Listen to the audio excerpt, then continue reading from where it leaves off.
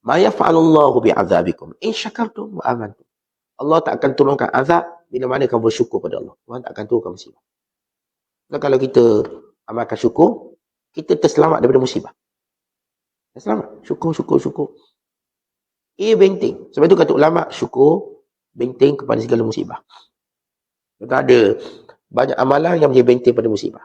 Yang pertama, benteng pada musibah ialah sedekah. Kalau tuan-tuan bersedekah, dia benteng pada musibah.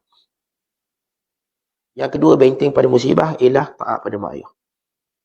Kalau tuan-tuan taat pada mak ayah, dia jadi benteng pada musibah. Allah pelihara. Bila orang tu patuh pada mak ayah, dia taat. Banyak musibah dia terselamat. Banyak musibah. Yang ketiga, benteng pada musibah itu ialah syukur pada Allah.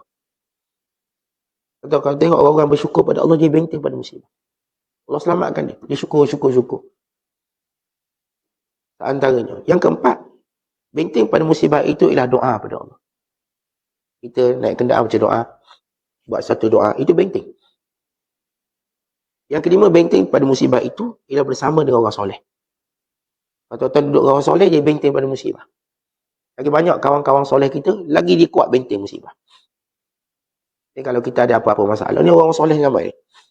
Dia akan menjadi benteng-benteng kita dalam nasihat, dalam pertolongan, dalam doa. Dia dengar je kita susah, dia dah doa dah.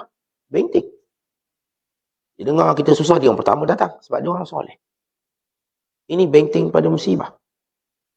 Dan benteng pada musibah yang keenam ialah menolong orang-orang yang dizalimi.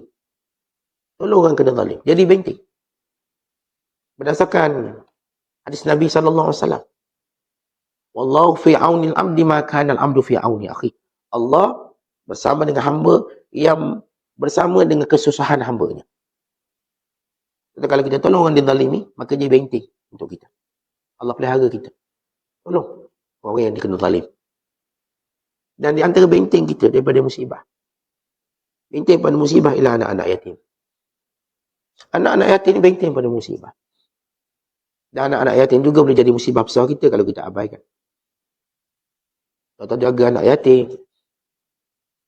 tuan-tuan beri perhatian khusus kepada anak yatim, dia benteng kepada musibah. Banyak musibah terselamat. Sebab apa dia pelihara anak yatim? Dia satu kisah. Ada seorang lelaki. Dia terkenal jahat di kampung.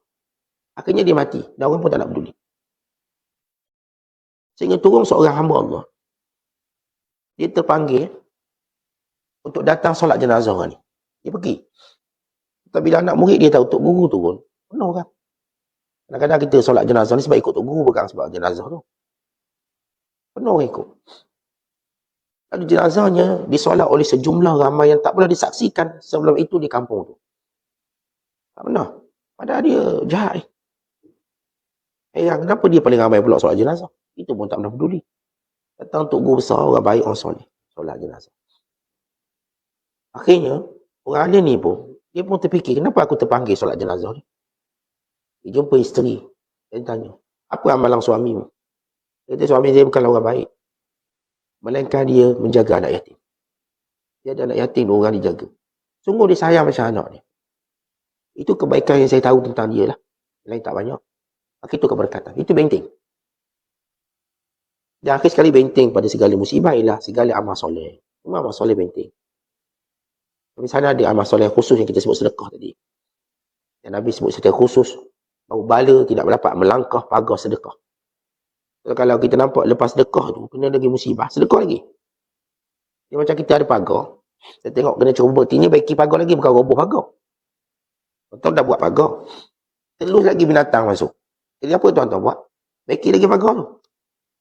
Tengok orang boleh lompat lagi. Buat apa? Tinggikan lagi pagar. Jadi kalau kita dah sedekah, kena juga Ustaz. Mana kena sedekah lagi? Tak cukup lah tu. Pagar tak boleh tinggi. Musibah ni tinggi. Musibah ni tinggi. Sama juga kita sebut tentang doa. Doa ni benteng pada musibah disebut dalam hadis. Bila turun takdir Allah pada seorang hamba. Turun takdir Allah. Lalu hamba Allah ini berdoa pada Allah, maka doa ni naik dari bawah. Takdir ni turun dari atas. Lalu mereka bergeluk di tengah. Bergeluk. Maka kekuatan doa itu menolak takdir. Ini disebut dalam hadis. Bila Rasulullah menyatakan, La yuraddul qadha illa bid doa. Tidak diubah qadha melainkan sebab doa. Bila kita doa, dari bawah ni naik doa. Lalu takdir Allah tentukan, fulan bin fulan, hari ni terantuk tiang, contohnya. Fulan bin fulan, hari ni terseliur kaki. Fulan bin fulan, hari ni hilang duit. Fulan bin fulan, hari ni mungkin kena rompak. Contohlah. Kita pun doa, ya Allah selamatkan hidup. Selamatkan hari ni, sekian-sekian. Maka doa ni naik, takdir ni turun. Lalu dia bergeluk. Yakhtalijan. Dia bergeluk. Bergeluk. Bila kuat doa, dia akan mengalahkan takdirnya. Kita dah sebut dalam perbahasan takdir. Takdir ni ada dua. Pertama, kita panggil qada' mu'allaq. Yang kedua, qada' mubram. Takdir yang tak boleh ubah. Dia tak boleh ubah ikut mana pun. Seperti mati kita, tak boleh ubah. Atau doa lah panjang umur macam mana pun last kali mati juga. Itu tak boleh ubah. Ya Allah, aku tak nak mati dalam dunia. Tak boleh. Itu tak boleh ubah. Lepas itu jangan doa yang mustahil. Doa itu tetap akan berlaku. Benda itu tetap akan berlaku. Ini panggil qada' mubram. Lepas tu yang memang Allah dah tetapkan, tu tak boleh buat apa. Satu lagi dia panggil qada' mu'allaq. Ketentuan yang tergantung dengan beberapa perkara. Antaranya doa.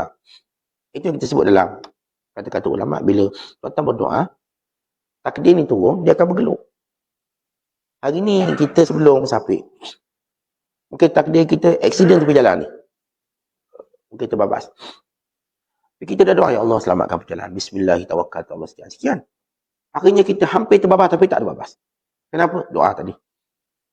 Hampir nak aksiden tapi tak aksiden.